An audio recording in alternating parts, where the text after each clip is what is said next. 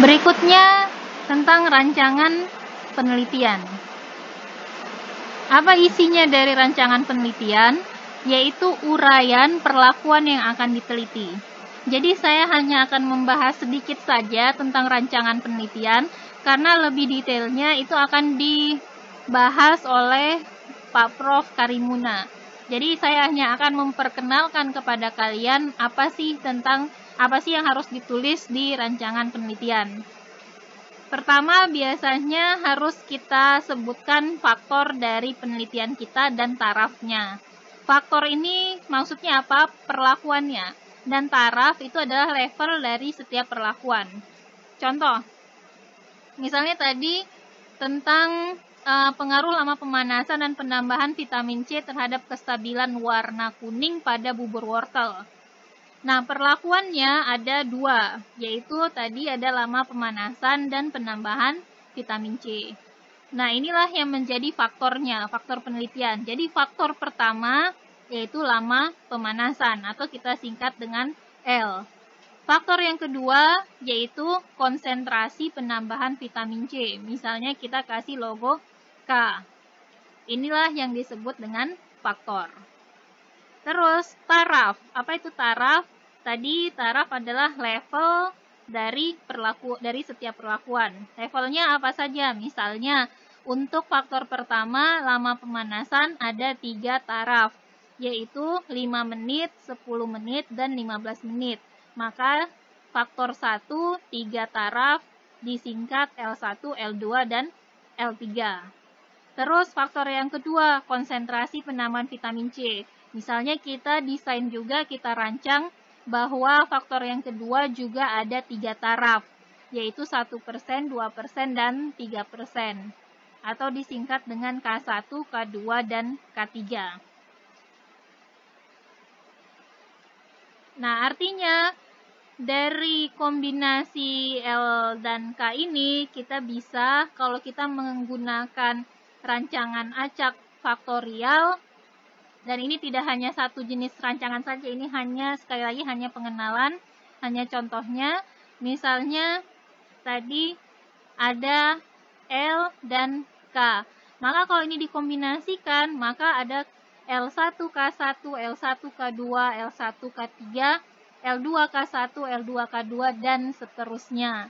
Jadi kalau tadi ada faktor pertama ada 3, faktor kedua ada 3, maka jumlah dari sampel yang akan kita uji cobakan itu biasanya jadi 3 kali 3, yaitu 9. Nah, umumnya setiap percobaan itu diulang sebanyak 3 kali. Jadi akan ada L1K1 ulangan 1, L1K1 ulangan 2, L1K1 ulangan 3, dan seterusnya. Berarti ada berapa semua yang kita lakukan?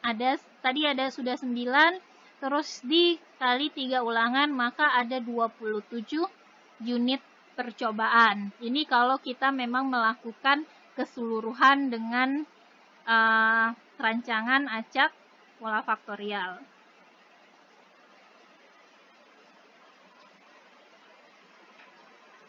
Terus setelah rancangan penelitian ada variabel penelitian. Variabel penelitian itu yaitu karakter atau sifat yang diukur melalui instrumen tertentu yang memiliki besaran dengan nilai berubah-ubah. Jadi sesuatu yang kita ukur atau sesuatu yang kita analisis itu adalah variabel penelitian. Misalnya tadi tentang pengaruh lama pemanasan dan penambahan vitamin C. Jadi lama pemanasan, penambahan vitamin C tadi adalah faktor atau perlakuannya. Nah, variabel penelitian apa yang mau kita analisis?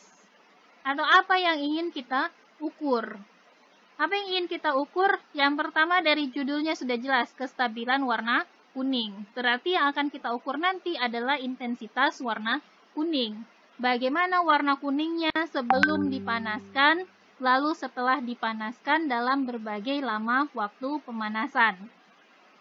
Terus, Karena warna kuning ini diakibatkan oleh vitamin A, maka sangat beralasan jika kita juga menganalisis atau mengukur kadar vitamin A-nya. Jadi yang pertama tadi intensitas warna kuning, yang kedua adalah kadar vitamin A-nya. Terus yang ketiga bisa saja kita mau tes nanti dari semua itu yang paling stabil warnanya, misalnya vitamin A-nya tinggi. Nah, kita ingin tahu bagaimana penerimaan konsumen. Bagaimana, apakah dia enak, apakah warnanya disukai, apakah teksturnya lembut atau kasar. Maka kita lakukan uji organoleptik. Nah, ini adalah variabel penelitian, hal-hal yang akan kita analisis atau kita ukur. Nah, variabel penelitian ini dituliskan di metode. Nanti kalau khusus untuk format penulisan di fakultas kita, prosedur dari setiap pengujian ini itu dituliskan di lampiran. Contoh misalnya, di sini yang tadi penelitian tentang pektin, variabel penelitian, yaitu yang pertama karakterisasi pektin. Karakterisasi pektin dilakukan dengan beberapa analisis, yaitu uji kadar air di lampiran 5, uji kadar abu lampiran 6, dan seterusnya. Nah, dia uraikan apa saja variabel penelitiannya, apa saja yang dia ukur pada penelitian ini. Dan prosedurnya di mana? Misalnya untuk kadar abu, dia bilang ada di lampiran 6. Nah, di lampiran, kita bisa lihat, ini contohnya dia di lampiran 6, kadar abu, dia tuliskan prosedurnya. Ingat, tadi prosedur itu dituliskan merupakan langkah kerja dengan menggunakan kalimat pasif dan dituliskan secara rinci. Misalnya dia bilang ditimbang 0,5 gram pektin dalam cawan porselen. Lalu diabukan dengan furnace pada suhu, ini alatnya, ini suhunya, ini jumlah sampelnya.